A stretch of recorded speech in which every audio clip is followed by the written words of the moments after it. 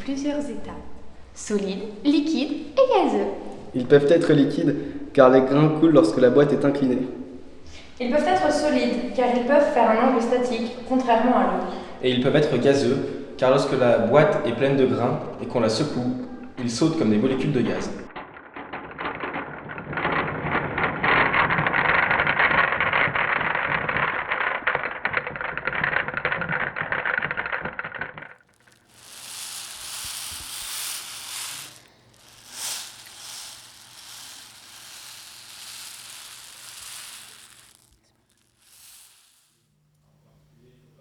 Le milieu granulaire se compacte. Nous avons rempli un tube avec du sable et le retournons afin de laisser le sable s'écouler.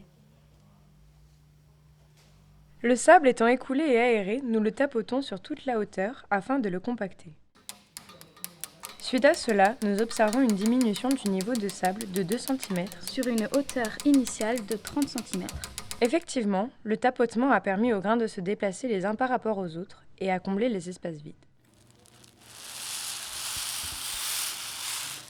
Nous pouvons donc avoir le même sable et pourtant des états différents, compactés ou beaucoup plus lâches qui amèneront à des phénomènes différents.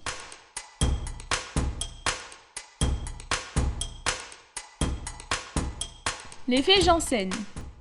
Nous prenons un milieu granulaire quelconque, ici des dragibus. Nous avons un tube placé au-dessus d'une balance que nous allons petit à petit remplir de dragibus.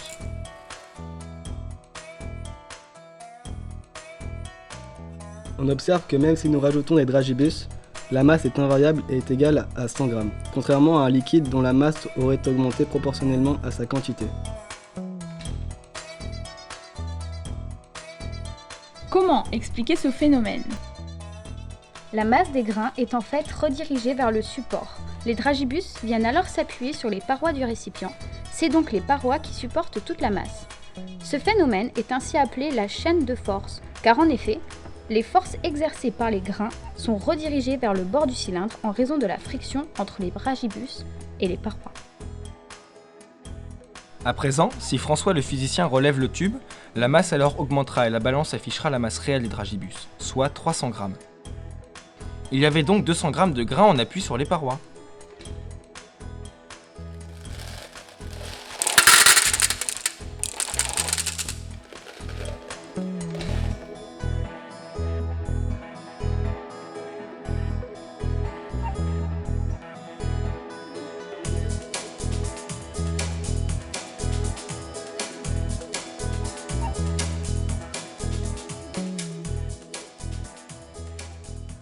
Sylvain mange des céréales et se demande: Pourquoi les petites céréales sont toujours au fond du paquet?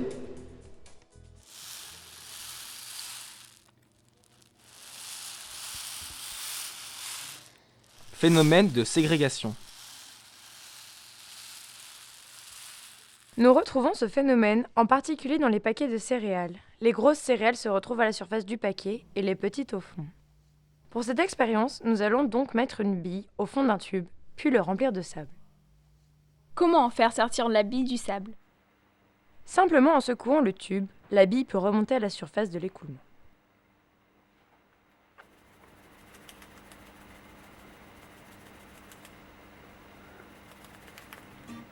Voilà.